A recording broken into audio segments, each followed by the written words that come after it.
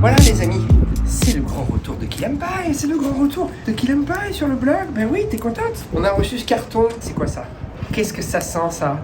Ça sent bon l'Espagne, hein? Ça sent bon l'Espagne, ça. Alors on sait ce que c'est, hein? C'est quand même assez exceptionnel. L'année 2022 pour cet athlète a été incroyable. Il a gagné 2 des 3 plus grosses courses d'ultra trail running au monde. Sa carrière était pourtant déjà bien établie. Et en plus de ça, il se contente pas d'être un athlète exceptionnel, d'être l'extraterrestre de l'ultra trail mondial et ce depuis des années, hein. Mais en plus il s'est associé à la marque Camper. Évidemment je veux parler de Kylian Jornet.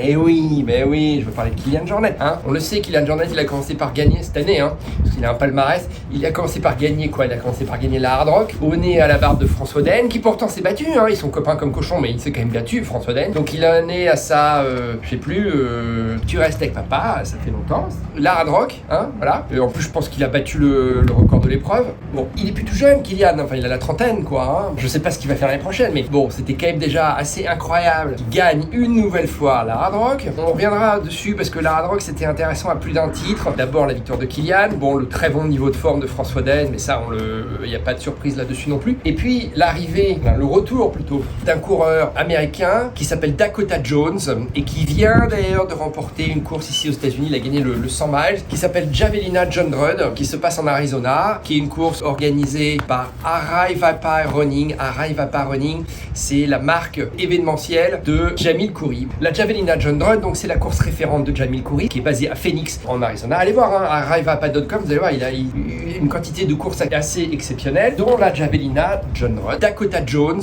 qui était chaussée justement des chaussures qui ont été mises au point et qui sont aujourd'hui commercialisées par Kylian Jornet. Kylian Jornet, dans cette affaire, il s'est associé à la marque Camper, C-A-M-P-E-R, Camper, qui est une marque espagnole qu'on connaît, hein, parce qu'elle fait des chaussures de ville. Mais je pense pas que Camper s'était jusqu'à présent lancé dans la chaussure de sport, et ils viennent de le faire avec cette association avec Kylian Jornet. Voilà, alors aujourd'hui il y a 2 modèles. Et ce qui est intéressant, outre le succès de Kylian en tant qu'athlète, c'est le lancement de cette marque a été opéré de main de maître, parce qu'il l'a fait entre la Hard Rock et l'UTMB. Alors déjà, la Hard Rock, il était équipé de ses chaussures normales. Je veux pas me lancer dans la prononciation du nom, je crois que c'est la Gérag, enfin on va voir parce que ça va être marqué sur la boîte. Et il a gagné la Hard Rock avec, et puis ensuite il a gagné l'UTMB avec. Donc performance physique, sportive, exceptionnelle en ultra trail, équipé de sa marque. Et on en avait déjà parlé, je l'avais déjà dit avec, est-ce que c'était Jean-Michel Fort-Vincent de Salomon ou Gilles Bertrand, l'organisateur du Festival des Templiers, je sais plus, mais le résultat aurait pas été le même si vous voulez. La portée marketing, la portée publicitaire n'aurait pas été la même si Kylian Jornet n'avait pas gagné ces 2 courses. Il aurait lancé cette marque en étant un peu au creux de la vague. Là, il lance la marque et en plus, lui, d'un point de vue sportif, il la défend d'autant plus, d'autant mieux